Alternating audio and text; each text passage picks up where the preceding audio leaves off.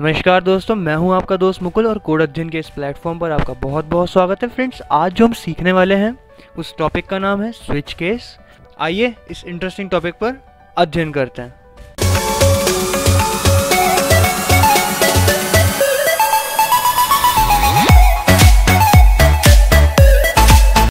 Friends, last video में आपने सीखा था कि नेस्टेड इफ एल्स क्या होता है। मैंने आपको उसके एंड में एक क्वेश्चन दिया था, तो मुझे उसके रिगार्डिंग काफ़ी अच्छे आंसर्स मिले थे कमेंट्स के थ्रू, और उन लोगों के जो मेल्स थे वो भी मुझे मिले थे जो उनके एरर्स थे उनके कोड के साथ। फ्रेंड्स, आइए सबसे पहले हम उसका आंसर देखते हैं कि उसका आंसर है क्या। क्वेश्चन हमारा ये था कि हमने एक वेरिएबल लिया था a, जिसे हमने 100 असाइन किया था, और हमें कंडीशन के अकॉर्डिंग चेक करना था किस किस स्टेटमेंट वो प्रिंट करेगा। फ्रेंड्स, आपका आंसर है कॉफ़ी। अगर आपका आंसर कॉफ़ी है तो गुड, और नहीं है तो प्लीज़ दोबारा चेक करिए, अब आपको पता लग जाएगा इसका आंसर कॉफ़ी कैसे है। तो देखते हैं। फ्रेंड्स, सबसे पहले किसी कोड में आपने देखा ही होगा हेडर फाइल रन होती है।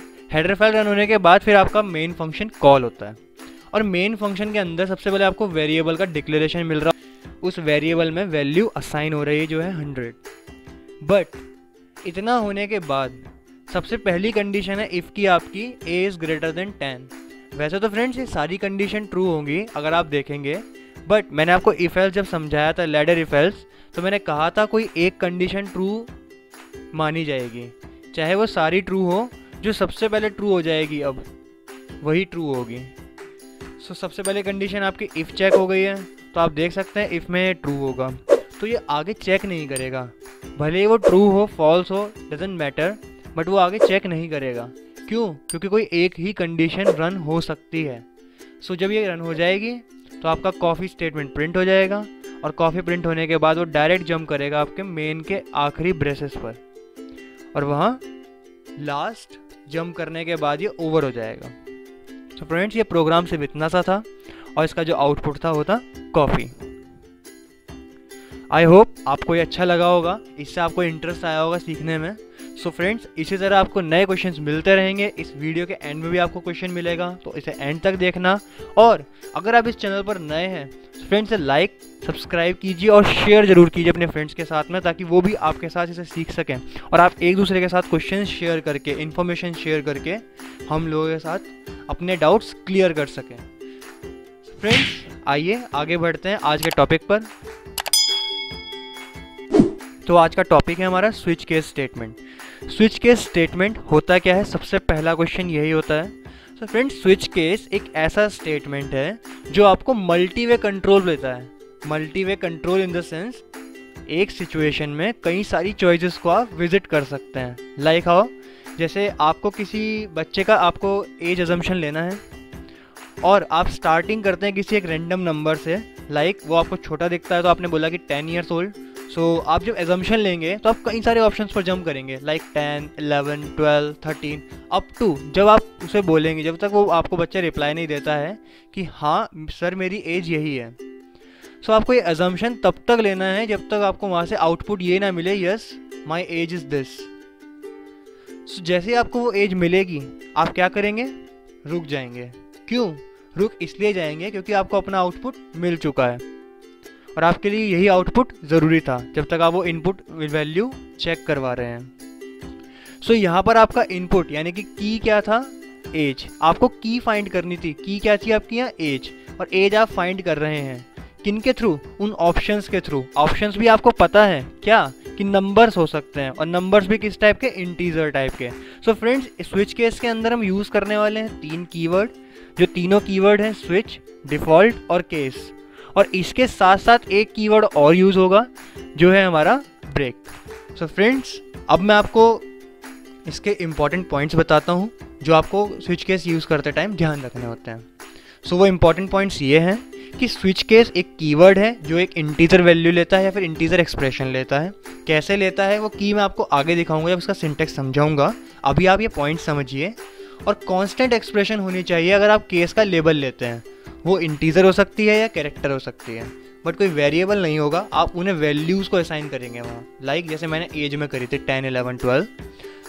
और statement in case label can be valid तो फ्रेंड्स ये जो स्टेटमेंट होती है, लाइक जैसे आपने इफ एल्स के अंदर स्टेटमेंट प्रिंट करवाते थे वो ट्रू होने पर, सेम दैट आप इसमें भी केस, अगर कोई सक्सेसफुली चॉइस हो जाती है, कोई केस सक्सेसफुली फाउंड हो जाता है, तो आप यहाँ पर कुछ भी यूज़ कर सकते हैं उस केस के अंदर। आप इफ एल्स रन करवा सकते हैं, आप लूपिंग करवा सकते हैं। लूप होता है एक कंसेप्ट जो हम आगे सीखेंगे, तो आप लूप करवा सकते हैं। आप इवन दूसरा स्विच केस भी उसके अंदर यूज़ कर सकते हैं। कैसे? जैसे आपने इफ एल्स के अंदर इफ एल्स यूज़ किया था, सो सेम वेज आप यहाँ पर भी स्विच केस के अंदर स्विच केस यूज़ कर सकते हैं, जिसे हम नेस्टेड ऑफ स्विचिंग कहते हैं। फ्रेंड्स ये हमारे कुछ पॉइंट्स थे जो हमें ध्यान रखने होते हैं स्विच केस स्टेटमेंट यूज़ करते टाइम। अच्छा फ्रेंड्स, अब इसका हम सिंटेक्स समझते हैं। सो सिंटेक्स कैसा है इसका? Like this. सो सिंटेक्स क्या है इसका? एक स्विच कीवर्ड यूज़ करना होगा, स्विच के अंदर ब्रेसेस लगा करके आपको की लिखनी होगी। की कोई भी एक्सप्रेशन होगा जिसे आप कंपेयर करवाने वाले हैं इन लेबल से, लेबल 1, लेबल 2, इनकी जगह वो कांस्टेंट वैल्यू आएगी जिसकी मैं भी आपसे बात कर रहा था। ये वो चॉइसेस हैं, लाइक अगर आप एज का एग्जांपल लेते हैं तो स्विच की होगी आपकी एग्जांपल में एज, और केसेस होंगे आपके 10, केस 20, केस 30। और फ्रेंड्स एक कॉलन लगाना ज़रूरी है, तो उसका ध्यान रखिएगा। केस इसका सिंटेक्स है, केस, लेबल जो भी आप यूज़ कर रहे हैं, और कॉलन्स। और मैंने ये ब्रेक क्यों लगाया? अब आप सोच रहे हैं ब्रेक क्यों लगाया? मैंने आपको बताया भी जस्ट कि ब्रेक और कीवर्ड जिसमें यूज़ होता है। तो break is also a keyword that is use to stop the loop and switch statement. तो ये हमारा एक कीवर्ड होता है जो बेसिकली लूप को और स्विच केस को स्टॉप करने का काम करता है। क्योंकि फ्रेंड्स ये स्विच केस जो है कंटिन्यू वर्क करता है कि जैसे आपका कोई एक केस ट्रू हुआ तो ये उसके बाद केसेस चेक नहीं करेगा, उनकी स्टेटमेंट्स को प्रिंट करता चला जाएगा या उनकी वर्क प्रोसेसिंग को कंप्लीट करता चला जाएगा अगर आप ब्रेक नहीं लगाते हैं तो, क्योंकि ये सीक्वेंस में वर्क करता है। सो आपको मैं इस एग्जाम्पल की जब मैं कोडिंग करूँगा तब आपको करके दिखाऊँगा कि ये वर्क कैसे करता है। फ्रेंड्स आखिरी है डिफ़ॉल्ट। तो आपने जैसे इफ एल्स देखा था, लैडर इफ एल्स में हम क्या करते थे? If then if else, but जो लास्ट होता था हमारा वो एल्स होता था। वो एल्स किस लिए होता था? कि अगर सारी कंडीशंस फॉल्स हो जाएं तो आपकी वो एल्स रन होगा। सेम एज हाउ यहाँ पर भी ये डिफ़ॉल्ट भी ऐसे ही वर्क करता है। अगर आपके सारे केसेस फॉल्स हो गए तो आपका डिफ़ॉल्ट रन करेगा। सो फ्रेंड्स सिंपल सा कंसेप्ट है, ज़्यादा सोचने वाली बात नहीं है, बहुत आसान है यूज़ होने में। कहाँ कहाँ यूज़ होता है मैं आपको बता सकता हूँ, बाकी आप अपनी कन्वीनियंसी के अकॉर्डिंग जब इसे समझ जाएंगे तो आप इसे जहाँ मर्जी यूज़ कर सकते हैं, जहाँ आपको लगता है कि हाँ मुझे ये यूज़ करना चाहिए और स्विच केस से मेरा काम आसान हो जाएगा। क्योंकि फ्रेंड्स प्रोग्रामिंग में कोई भी कंसेप्ट वेस्ट नहीं होता है, बस हमें सही यूज़ करना आना चाहिए उसका, तो हम उसे यूज़ कर लेते हैं। और वो आती है परफेक्शन प्रैक्टिस के साथ। आप प्रैक्टिस करेंगे, एरर्स आएंगी, आप उन एरर्स से सीखेंगे। आपको एरर्स आती हैं आप हमें बताइए, हम आपकी एरर्स को सॉल्व करेंगे। तो आइए फ्रेंड्स इसे अब हम प्रोग्राम करते हैं और चलते हैं अपने डेव C++ पर। फ्रेंड्स हम आ चुके हैं अपने डेवलपर C++ पर और अब हम कोडिंग शुरू करेंगे। तो मैंने सबसे पहले लिखा है हमारा हेडर फाइल। तो हेडर फाइल हो गया मेरा include stadio.h, then include conio.h, int main। Frame हमारा रेडी है। अब हमारी फ्रेम रेडी होने पर हम कोडिंग की जरा शुरुआत करेंगे। तो फ्रेंड्स हम प्रॉब्लम सॉल्व करने वाले हैं इस प्रोग्राम से कि हम जो भी नंबर एंटर करेंगे हमें उस नंबर का प्रिंटेड रिटर्न मिले। लाइक मैंने अगर एंटर किया 1 तो वहाँ से रिस्पॉन्स आना चाहिए एंटर्ड नंबर इज़ 1। अगर मैं 2 एंटर करता हूँ तो लिखा आना चाहिए entered number is 2, same as so on. तो हम 3-4 नंबर इसमें एंटर करेंगे और लिमिट लगाएंगे कि आप इन्हीं नंबर के बीच में से कोई नंबर एंटर करेंगे। So let we start. मैं सबसे पहले वेरिएबल डिक्लेयर करूँगा। तो वेरिएबल होंगे मेरे इंटीजर टाइप का a, और मैंने एक वेरिएबल ले लिया है a। अब मैं इस वेरिएबल को इनपुट देने के लिए लिखूँगा एक label printf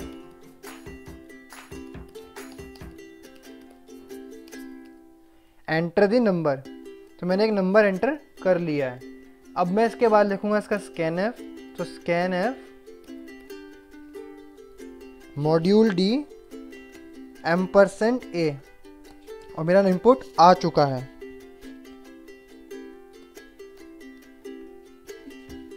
module D %a मेरा इसका इनपुट आ चुका है। अब फ्रेंड्स इसके बाद हम देंगे इसका स्विच केस। तो स्विच केस की स्टार्टिंग करने के लिए हमें सबसे पहले लिखना होगा स्विच, और स्विच के अंदर पास होगी हमारी की। हमारी यहाँ की है वो नंबर जो इनपुट होगा जिसे हमें चेक करवाना है। ये बिल्कुल इफ एल्स की तरह ही काम करता है। ये जैसे आप वो कंडीशन में डालते हैं वो वेरिएबल जिसे आपको चेक करवाना होता है, सेम एज यहाँ पर भी आप वही देते हैं। बट यहाँ थोड़ा सा केस अलग हो जाता है कि आपको यहाँ मल्टीपल केसेस में से सिलेक्ट करना होता है। तो मैंने केस दिया लाइक 1। मेरा देखिए कांस्टेंट नंबर है, ये चेंज नहीं हो सकता। आपने समझा कि कंडीशन हमारी कांस्टेंट लेने की थी। अब इसके बाद हम देंगे इसका आउटपुट। तो प्रिंट एफ में लिखूंगा मैं एंटर्ड नंबर इज 1।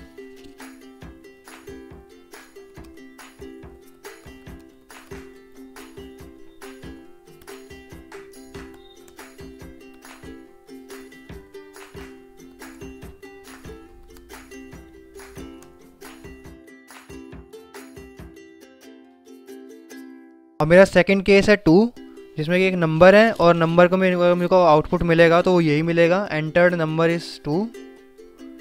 तो इसे हम यहाँ से कॉपी कर लेते हैं और वहाँ जाके चेंज कर देंगे।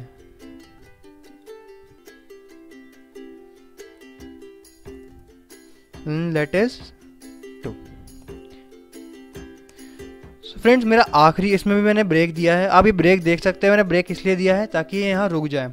मैं आपको एक बार से बिना ब्रेक के भी रन करके दिखाऊंगा, जिससे आप समझ जाएंगे कि ब्रेक से मैंने क्या इफेक्ट आता है। और लास्ट होगा हमारा एंटर्ड नंबर इज 3।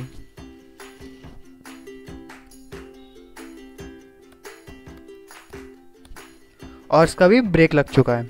अब इसके बाद हम लिखेंगे लास्ट केस जो होता है हमारा डिफ़ॉल्ट केस। और डिफ़ॉल्ट केस बेसिकली फ्रेंड्स हम तब यूज़ करते हैं जब हमें वो सारी कंडीशन फॉल्स होने पर एक बिना कंडीशन के एक स्टेटमेंट प्रिंट करवानी होती है। तो इसका हम यूज़ करते हैं वार्निंग देने के लिए। तो ध्यान रखिएगा लास्ट का जो केस होता है ये बेसिकली वार्निंग देने के लिए होता है डिफ़ॉल्ट का, कि आप इसमें ये वार्निंग दे सकते हैं कि please enter the number with in 1 to 3। Please enter the number in between 1 to 3 and it's done. Friends हमारा कोड रेडी हो चुका है। अब आप देख सकते हैं कि मैंने डिफ़ॉल्ट के बाद ब्रेक नहीं लगाया है। तो इसलिए नहीं लगाया है क्योंकि डिफ़ॉल्ट के बाद कोई कंडीशन चेक होती ही नहीं है। डिफ़ॉल्ट एक वो कंडीशन है जब आखिरी कंडीशन आ जाती है और इसके बाद उसको रुकना ही होता है, स्विच केस एंड हो जाना होता है। तो आप ब्रेक लगाइए या मत लगाइए, वो अपने आप स्विच के बाहर आ जाएगा डिफ़ॉल्ट रन करके। तो फ्रेंड्स अब देखिए इसे रन करते हैं और चेक करते हैं हमारा आउटपुट क्या आता है। Get ch return. तो फ्रेंड्स हमारा कोड कंप्लीट हो चुका है। अभी से आइए करते हैं save, execute, compile and run, and here we go. तो आपको आपकी स्क्रीन मिल चुकी है। आप यहाँ कोई भी रैंडम एंटर कीजिए, जैसे मैंने कोई भी रैंडम नंबर एंटर कीजिए, लाइक मैंने किया एंटर 2। तो मेरे को आउटपुट मिलता है एंटर्ड नंबर इज 2। यस, मैं कोई भी नंबर एंटर करता ये आपको वही रिजल्ट देता जो उसका रिजल्ट होता। लाइक हम इसमें बाहर का नंबर भी एंटर करके देखते हैं तो आपको ये वार्निंग मैसेज भी देगा, लाइक 6। तो आप देख सकते हैं लिखा हुआ आ चुका है, please enter the number in between 1 to 3। तो कहने का मेरा मतलब सिर्फ यही था कि फ्रेंड्स आप इसे यूज़ कर सकते हैं जब आपको मल्टीपल ऑप्शंस में से आपको कुछ चॉइस प्रिंट करवानी हो। अभी तो ये नॉर्मली यूज़ हुआ है, पर आपको मैं इसका रियल इफेक्ट दिखाता हूँ जो होता है बिना ब्रेक के। अब इसे हम रन करेंगे। मैंने ब्रेक नहीं दिया है और मैंने आपसे कहा था कि जहाँ इसकी कंडीशन एक ट्रू हो जाती है ये उसके बाद कंडीशंस चेक नहीं करता, सिर्फ उनकी स्टेटमेंट्स प्रिंट करता है। तो लाइक मैंने एंटर किया 2, तो आप देख सकते हैं एंटर्ड लिखा आ चुका है, entered number is 2, then entered number is 3। ऐसा क्यों हुआ? ऐसा इसलिए हुआ है क्योंकि आपकी एक कंडीशन ट्रू हुई है और ये एक बार जहाँ कंडीशन ट्रू हो जाती है इसे सीक्वेंसली रीड करना शुरू कर देता है और एंड तक सब प्रिंट करता है। अब आप सोचेंगे डिफ़ॉल्ट क्यों नहीं आया? डिफ़ॉल्ट आपकी तब रन होती है जब सारी केसेस फॉल्स हो जाते हैं। तो यहाँ केस ट्रू हो चुका था। अगर हम इसे ऐसे लिखते हैं बिना ब्रेक करें, बिना ब्रेक के साथ, तो आपके यही कंडीशन, यह प्रोसेस परफॉर्म होती है। सो फ्रेंड्स, ये हमारा कोड था जो मैं आपको समझाना चाहता था स्विच केस कैसे वर्क करता है, और ऐसे ही बहुत से एग्जाम्पल हम ट्राई कर सकते हैं स्विच केस के। सो फ्रेंड्स, मुझे उम्मीद है कि अभी आपको जो मैंने कोड बताया था, जो मैंने आपको प्रोसेस समझाई है, जो सिंटेक्स समझाया है, वो आपको समझ आया होगा। अगर इन केस इसके बाद भी कोई एरर रहता है तो आप मुझे बेशक कमेंट कीजिए, हम आपके कमेंट का रिप्लाई ज़रूर देंगे और आपका वो एरर सॉल्व करेंगे। सो फ्रेंड्स, अब जिस वक्त का आपको इंतज़ार था वो वक्त आ चुका है, और जो क्वेश्चन हम आपको हर प्रोग्राम के एंड में देते हैं वो देने का टाइम भी आ चुका है। तो देखते हैं आज का क्वेश्चन क्या होने वाला है। That's it. तो आज का क्वेश्चन है हमारा ये, आपके लेफ्ट हैंड साइड में एक और कोड है और राइट हैंड साइड में उसके रिलेटेड ऑप्शंस हैं। आपको बस इतना करना है कि अभी मैंने आपको जो स्विच केस बताया है, आप इस स्विच केस को सुन करके उन की पॉइंट्स को ध्यान रख करके आप बताइए कि इसमें कौन सा केस चलेगा और किसका ऑप्शन का प्रिंट स्टेटमेंट प्रिंट होगा। फ्रेंड्स, बहुत सिंपल क्वेश्चन है। एक वेरिएबल है जिसको वैल्यू 2 असाइन करी गई है और वो की की तरह वेरिएबल पास होगा। आपको बस बताना है इनमें से कौन सा केस रन होगा।